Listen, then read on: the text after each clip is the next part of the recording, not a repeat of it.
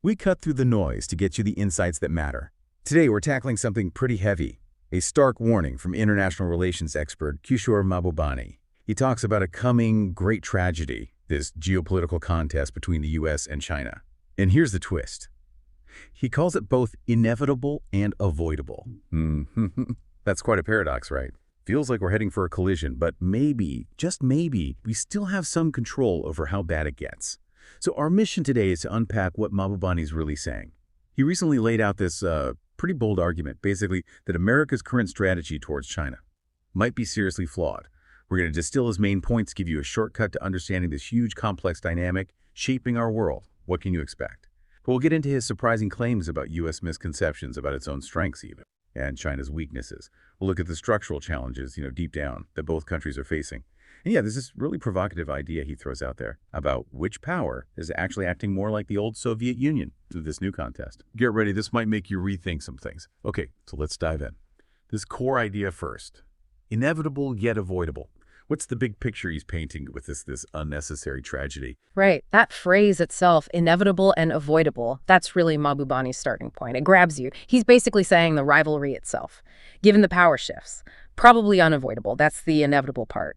But the tragedy part, meaning a catastrophic outcome, maybe even war, that, he argues, is avoidable. Okay, avoidable if? If, essentially, the U.S. takes a step back and thinks really, really hard and deep before just plunging headfirst into full-blown confrontation.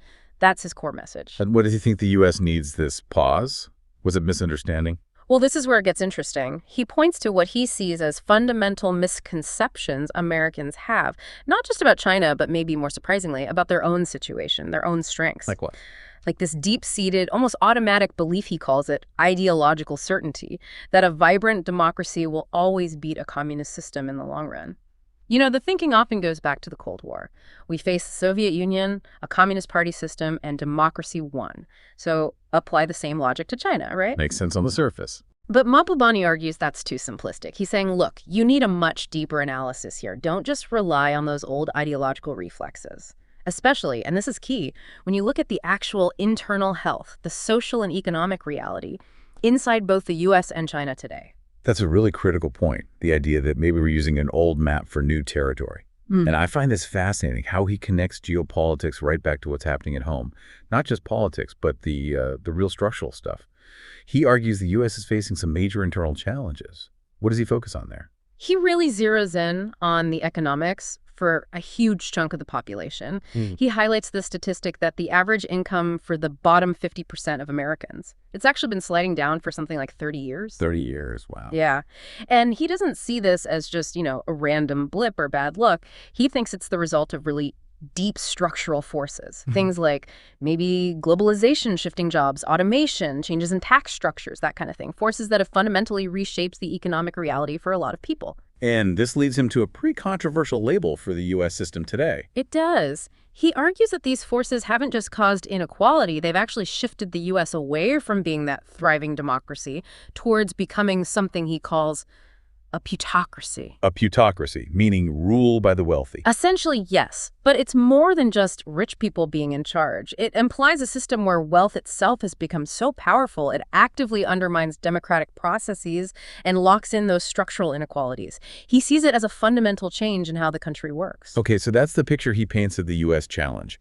But then he contrasts that with China during the exact same 30-year period. Exactly. And the contrast is, well, it's incredibly stark. While the bottom 50% in the U.S. saw incomes stagnate or fall, Mahbubani says the bottom 50% in China experienced their best 30 years in 3,000 years. 3,000 years. That's a staggering claim. It is. And he puts it in context. Think about Chinese history for millennia. For the vast majority, life was incredibly tough. Constant struggle, famine, war, just surviving was the main goal. But in these last 3 decades, he says they've seen unprecedented improvements. Access to education, decent housing, healthcare, even things like travel. Stuff they never, ever had before. A massive, almost unbelievable transformation in living standards. A complete rewriting of their historical experience, basically. And this leads to a kind of irony, doesn't it, in terms of U.S. messaging towards China? Oh, definitely. Mahbubani points this out quite forcefully. After the Chinese people have seen these incredible gains, this huge uplift in their lives happening under the Chinese Communist Party, then the U.S. comes along and essentially tells them, you need to get rid of that party. Right. He says, understandably, the average Chinese person is left just scratching their head. Like, why would we ditch the system that just delivered the best decades we've ever known? It doesn't compute from their perspective. It really forces you to think about how different perspectives shape reality. Absolutely. And it raises the big question. How did this happen?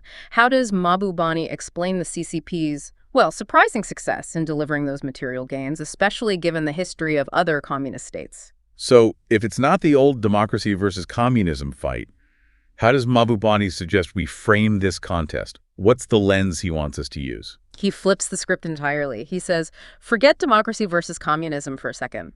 Think about it this way. It's a contest between a plutocracy, the U.S. system he described, potentially skewed by wealth, and a meritocracy. And meritocracy. He sees China's system as meritocratic. That's counterintuitive to many in the West. It is, and it's a key part of his argument. He directly contrasts the Chinese Communist Party with the old Soviet one. The Soviet Party, he argues, became sclerotic, run by apparatchiks, rigid bureaucrats more interested in dogma than in results. Okay. The CCP today, he contends, is the exact opposite. He goes so far as to call it possibly the most meritocratic political party in the world. How does he justify that? He points to their selection processes.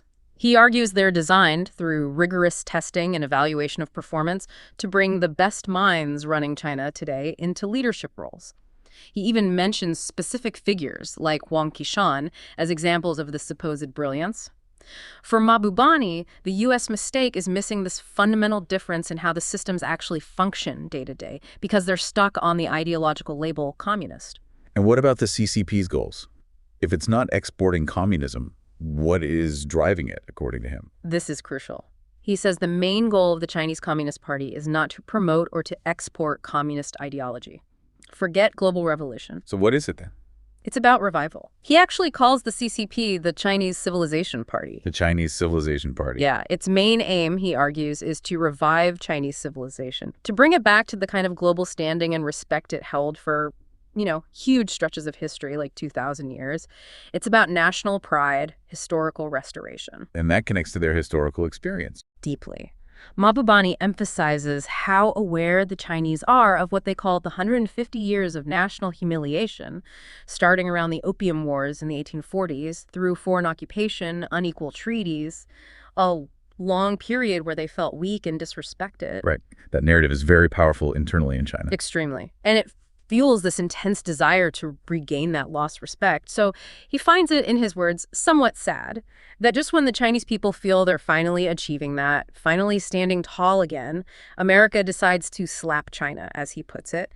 And from their perspective, it feels like just another attempt by the West to humiliate us again. Wow. Framing it that way, through the lens of historical grievance and civilizational pride, really shifts the perspective on current tensions. It absolutely does. Understanding that deep-seated desire for respect, for civilizational revival, is critical if you want any kind of effective strategy, he suggests. It's not just about economics or military power. It's about deep historical and cultural currents. Okay, that historical context is powerful. Now let's shift to another really startling point he makes. This one's about strategic thinking. Military spending. And it involves a kind of role reversal. Yeah, this is probably one of his most provocative observations. He says it's shocking, but in this current contest, instead of China behaving like the Soviet Union, it is the United States that's behaving like the Soviet Union. Okay, wait. The U.S. behaving like the Soviets, how does he figure that? That really makes you do a double take. His logic ties back to the nature of the contest. He argues it's not going to be primarily military. Why?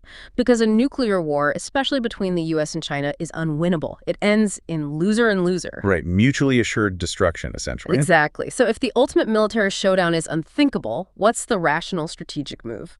Logically, he says, it would be in the U.S. interest to actually reduce its massive defense budget. Take that money and pour it into R&D, innovation, education, infrastructure, the areas where the real long-term competition with China lies. That sounds logical on paper. But, Mahbubani observes, the U.S. seems structurally unable to do that. He says the U.S. cannot reduce its defense budget. Why not? He points to the political system. The budget processes lock in by the U.S. Congress. Defense spending gets allocated constituency by constituency, driven by lobbying, jobs, local economic interests, resulting in spending that he calls large, irrational, and unnecessary from a purely strategic viewpoint. So it's less about grand strategy and more about entrenched domestic politics and economics. That's his argument. And that inability to make rational strategic pivots, to shift resources away from military hardware towards future growth areas, because the system is locked in that, he says, is exactly how the old Soviet Union behaved. Their military spending became an unstoppable drain, contributing to their eventual collapse. Wow, that's a powerful and probably uncomfortable comparison for many in the U.S. Definitely. And he contrasts this with China's approach. Yes, China is increasing its defense budget, but he notes they're doing it more cautiously, keeping it at a relatively fixed percentage of their GNP, not letting it run away into an unsustainable arms race. And he brings up aircraft carriers specifically, right, as an example of this potential misallocation. He does. It's a vivid example. He says, somewhat cheekily perhaps, that China is actually very happy that America has 13 aircraft carrier fleets. Happy. Because, in his view, each one is a massive financial drain, sucking millions of dollars away from the U.S. Treasury every day. And worse, technologically, they might be becoming obsolete. He quotes a Harvard professor saying something like, it just takes a $100,000 hypersonic missile to bring down a billion-dollar aircraft carrier, making these huge, expensive platforms potential sitting ducks in a modern conflict. So spending billions on assets that might be incredibly vulnerable and drain resources from more critical areas like R&D. That's the core of his critique on the spending front. It challenges the whole conventional wisdom about military strength being solely about big-ticket hardware. He's applying an economic efficiency lens. It really drives home his call for a fundamental rethink in American strategy. Absolutely. He concludes this line of argument with a plea for a fundamental strategic reboot. And he stresses his goal isn't just to criticize. He says he wants to be helpful to America by pointing out these potential blind spots, urging this deeper self-reflection before it's too late. It certainly gives you a lot to think about, how difficult such a fundamental shift would be. Okay, so let's quickly recap the core insights from Mahbubani we've explored today. We look at that stark economic comparison. The U.S. grappling with what he calls a plutocracy and declining incomes for many, while China's bottom 50% saw arguably their best decades ever under a system he labels meritocratic. Right. And the idea that the CCP isn't primarily about communist ideology anymore, but about becoming the Chinese civilization party, driven by historical pride and a quest for respect after decades of perceived humiliation. And then that really provocative kicker, the strategic role reversal, where he argues the U.S. locked into potentially irrational military spending is mirroring the old Soviet Union, while China takes a more calculated approach. Yeah, his overall message boils down to a powerful challenge, really. A call for America to think very hard and very deep, as he puts it. To look past old assumptions and consider a major strategic reboot. To see the world maybe as it actually is, not just how we remember it or wish it to be. Exactly. So here's a final thought for you to mull over, building on Mahbubani's points. Considering these structural challenges he outlines in the U.S., this idea of a plutocracy, and his assertion that China's main driving force is this quest for civilizational revival and respect through a system striving for meritocracy. What does that actually mean for global dynamics going forward, when you potentially have one power focused inward on regaining respect and building internal capability, while the other grapples with deep structural issues and maybe outdated strategic reflexes? It's a complex picture, certainly not black and white, something to definitely keep thinking about.